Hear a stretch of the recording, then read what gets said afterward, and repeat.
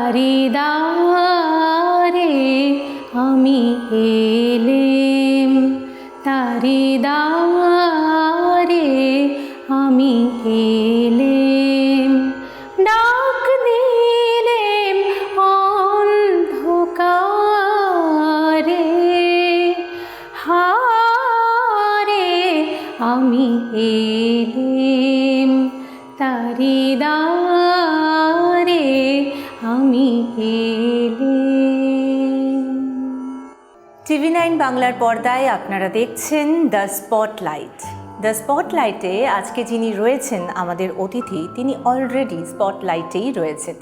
তিনি ভীষণ পরিচিত এবং ভীষণ প্রিয় মানুষ আমাদের। তিনি বাস করেন আমাদের মনের মণিকোঠায়। তার কারণ হলো তার গানের স্বর, সুর, সমস্ত কিছু মিলিয়ে আমাদের মনকে মুগ্ধতায় তিনি ভরিয়ে রাখেন। ওই যে কথা চলে আসে তার গানের পরেই, অন্তরমম বিকশিত করো অন্তরতর হে, নির্মল করো উজ্জ্বল করো সুন্দর করো হে। অন্তর বিকশিত হলে তবেই তো সে সুন্দর হবে। তেমনই সুন্দর হয়েছে আমাদের আজকের অতিথি, যাকে সত্যিই পেয়ে আমরা ভীষণভাবে সমৃদ্ধ। আমাদের সঙ্গে রয়েছেন আমাদের আজকের অতিথি মৌমিতা পালিত। নমস্কার, স্বাগত। Thank you. তোমার পথ চলা এবং শুরু সমস্তটাই কবিগুরু রবীন্দ্রনাথ ঠাকুরকে নিয়ে, তাই তো? তোমার জার্নিটা একটু শুনতে চাই। ছোটবেলা থেকেই গান শেখা শুরু আর কি, এখনও গান শিখছি। বিভিন্ন ভালো গুরুদের কাছে আমি গান শিখতে পেরেছি। ক্লাসিক্যালের তালিমটা মূলত চণ্ডীগড়ে শিখেছি, মহারাষ্ট্রতে শিখেছি, আর এখনও শিখছি। এই যে রবীন্দ্রসঙ্গীতকেই বেছে নেওয়া কেন? আরও তো অনেক জনারেই তোমার ঘোরাফেরা ছিল।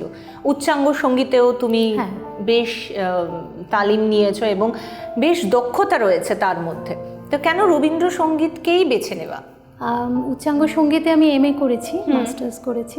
আমার যেটা মনে হয়, রবীন্দ্রনাথের গান গাইতে গেলে ক্লাসিক্যালের একটা ফাউন্ডেশন, খুব ভালো স্ট্রং ফাউন্ডেশন থাকা খুব দরকার। নইলে গানের সুরকে বোঝা, কারণ বিভিন্ন রাগরাগিনীর ওপর বেস করে রবীন্দ্রসঙ্গীত রচনা আছে, তো রাগরাগিনীগুলো ভালোভাবে না শিখলে আমি তো সেই গানটার ভেতরে ঢুকতে পারবো। একেবারেই তাই।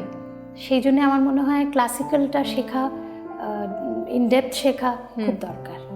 আর তোমার সাংগীতিক জীবনে আমি জানি যে অনেক প্রাপ্তি রয়েছে, বিভিন্ন জায়গায় তুমি পারফর্ম করতে গেছো, বিভিন্ন জায়গা থেকে সম্মানিত হয়েছো। সেই সমস্ত কথা যদি আমাদের দর্শক বন্ধুদের সাথে একটু শেয়ার করো। হ্যাঁ, আমি লন্ডনে সম্প্রতি গিয়েছিলাম এই বছরে, লন্ডন মহোৎসবে।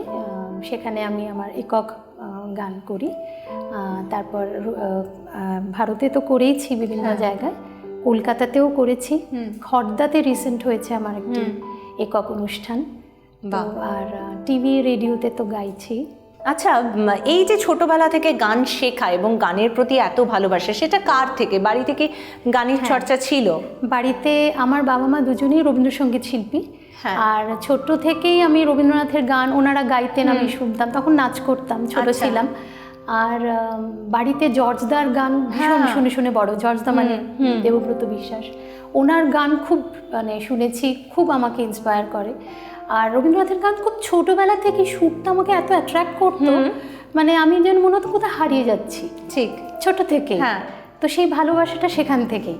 তারপরে সঞ্চয়িতা পড়া, রবীন্দ্রনাথের হ্যান্ডরাইটিংগুলো দেখতাম, এত সুন্দর, আমি নকল করতে চেষ্টা করতাম, আর সকলেই আমরা করে থাকি।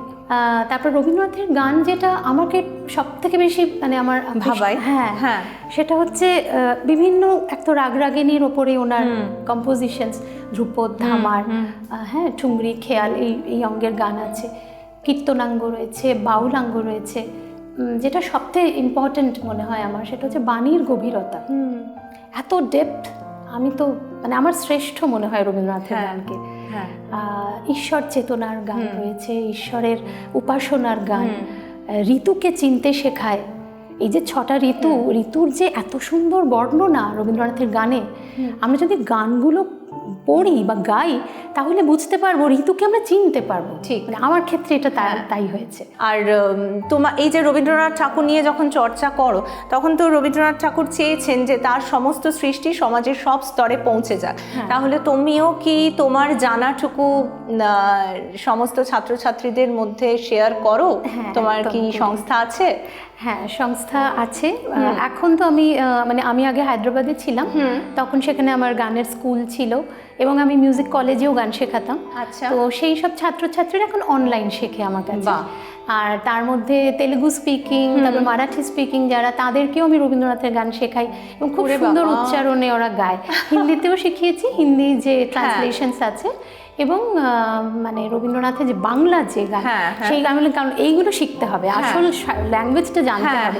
তো ওরা খুব ভালোভাবে শেখে, খুব ওরা পারফর্মও করে।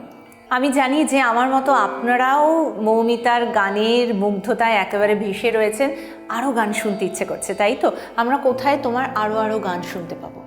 হিন্দুস্তান রেকর্ডস, যে প্রেস্টিজিয়াস মিউজিক কোম্পানি, সেখান থেকে আমার গান গত 3-4 বছর ধরে বেরোচ্ছে, এবং আমার নিজস্ব ইউটিউব চ্যানেল আছে, সেখানে আপনারা ফলো করতে পারেন। মৌমিতা পালিত সার্চ করলে আমরা পেয়ে যাব। হ্যাঁ, ব্যাস, তাহলে আজকের স্পটলাইট যার ওপরে শেষ করব তার গানে গানে। আকাশ জুড়ে শুনিলু ওই বাজে, ওই বাজে, আকাশ জুড়ে শুনিলু ওই বাজে, ওই বাজে, তোমারি নাম সকল তারার মাঝে, ওই বাজে, ওই বাজে, আকাশ জুড়ে শুনিলু ওই বাজে, ওই বাজে, ওই বাজে, ওই বাজে।